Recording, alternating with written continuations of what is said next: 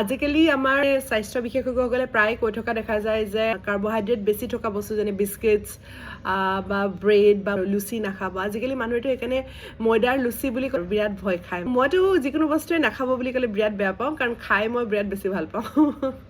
কিন্তু এটা কথা তাৰ মাজতে ক'ব বিচাৰিছোঁ যে এক্সেছ কাৰ্বহাইড্ৰেট ভাল নহয়, যদিও আমি সকলোৱে জানো, কিন্তু কণ্ট্ৰল কৰাটো বহুত টান। তাৰ লগতে মই এটা অলপ চিৰিয়াছ কথা ক'ব বিচাৰিছোঁ। একচুৱেলি আমিতো এইখিনি বাৰু অলপ এভইড কৰিব পাৰোঁ, কাৰ্বহাইড্ৰেটটো অলপ কম কনজিউম কৰিব পাৰোঁ, কিন্তু আমাৰ খাদ্যত যিটো ভেজালীকৰণ হৈ আছে, যিটো ফুড এডাল্টাৰেশ্যন বুলি কোৱা হয়, সেইটো আমি কি কৰিম, যিটোৱে যে আমাৰ সাংঘাতিক ধৰণে ক্ষতি কৰি আছে। যেনে ধৰক গাখীৰটোতো আমাৰ সৰু ল'ৰা ছোৱালীৰ কাৰণে খুব ভাল মানে এটা ড্ৰিংক বুলি আমি ভাবোঁ। আগৰ দিনতো গাখীৰত ভেজাল আছিলে বুলি কৈছে, কিন্তু আগৰ দিনৰ গাখীৰৰ ভেজালটো কি আছিলে? খুব বেছি তাতে পানী মিহলি কৰিছিলে। যদি পানীখিনি লেতেৰা আৰু তাতে বেয়া বীজাণু আছে, আমি যদি গাখীৰখিনি ভালদৰে উতলাই খাওঁ, সেই বীজাণুখিনিক আমি মাৰি পেলাব পাৰিম। কিন্তু এতিয়া শুনিছোঁ এইবোৰ ডিটাৰজেণ্ট মিহলাই, কিবা চাবোন মিহলাই, ইউৰিয়াও মিহলাই বুলি শুনিছোঁ। গতিকে ঘি, পনীৰ, গাখীৰ এনেকুৱা যদি ফুডবিলাকত যদি মানুহে ভেজাল কৰিবলৈ হয়, বাকীবোৰত কি বাকী থাকিলে? ফ্ৰুটছ খোৱাটোতো কাহানিও কোনো বেয়া বুলি নকয়, সদায় কয় যে মানে আমি ফল মূল খুব খাব লাগে, কিন্তু ফল মূলটোতো চবেই এতিয়া বাৰীৰ পৰা ছিঙি আনি খাব নোৱাৰে, গতিকে আমি কিনিয়ে খাব লাগিব। কিনি খোৱা ফ্ৰুটছবোৰ ভাবকচোন, এই যে ট্ৰান্সপৰ্টেশ্যন কৰি যে ক'ৰবাত হিমাচল প্ৰদেশৰ পৰা আহে, পাঞ্জাৱৰ পৰা, যিকোনো ষ্টেটৰ পৰা, এইবিলাক কেনেকৈ ইমান দিন ভাল হৈ থাকে? আমাৰ ঘৰত দেখোন ফ্ৰিজত থ'লেও ভাল হৈ নাথাকে।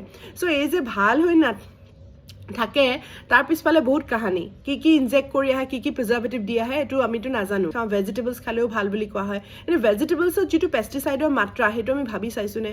এভৰি ডে আমি পেষ্টিচাইড খাই থকা নিচিনা হৈছে। যে ঘৰত বাৰীত কৰি চাবচোন, বিলাহী এডালো আমি লগাব নোৱাৰোঁ, পোকে খাই মাৰি পাৰে। কবিটো লগাবই নোৱাৰি। বিভিন্ন ধৰণৰ ভেঁকুৰ, যেনে ফাংগাছ, মানে আকৌ বিভিন্ন ধৰণৰ পোক পতংগ, এইবোৰ খুব সৰু সৰু অকণমানি মানে জীৱ, এইবিলাকক মাৰিবলৈ অলপ পেষ্টিচাইডে অকণমান ছটিয়ালে তাত যথেষ্টখিনি হৈ যায়। আমি ডাঙৰ জীৱ, আমাৰ বডিটো ডাঙৰ, গতিকে আমাক ইহঁতি পটককৈ পেষ্টিচাইডছবোৰে আমাক একো ক্ষতি নকৰে। কিন্তু কিছুমান পেষ্টিচাইডছ আছে যিবোৰ বডিৰ পৰা উলিয়াই পঠিয়াব নোৱাৰে। আমাৰ বডিত যে এইবোৰ মানে দিনৰ পিছত দিন প্ৰত্যেক সাজতে আমাৰ বডিত যেতিয়া একুমুলেট হৈ থাকে, কৈছে this is also' called is biomagnification. এইবিলাকেতো আমাক চেলুলাৰ লেভেলত ধ্বংস কৰি আছে, আমাক সিহঁতে DNA লেভেলত শেষ কৰি আছে এই ধৰণৰ পেষ্টিচাইডছ।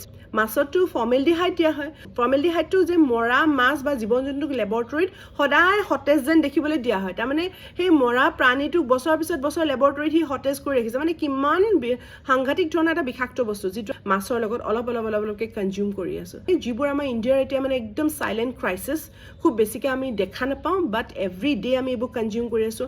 আগৰ দিনৰ মানুহবোৰ ডালডা বুলি কয় যে, একদম মানে হালধীয়া এনেকুৱা টুকুৰা লদা একদম ঘি নিচিনা টুকুৰাটো দি তেলত গৰম কৰি ভাবিছিলে, বাট সেইবোৰ মানুহ এতিয়াও ভাল হৈ আছে। কিন্তু আমাৰ আজিকালি ইমান সঘনে আমাৰ শৰীৰৰ সমস্যাবোৰ বাঢ়ি গৈছে। কিয় বাঢ়ি গৈছে?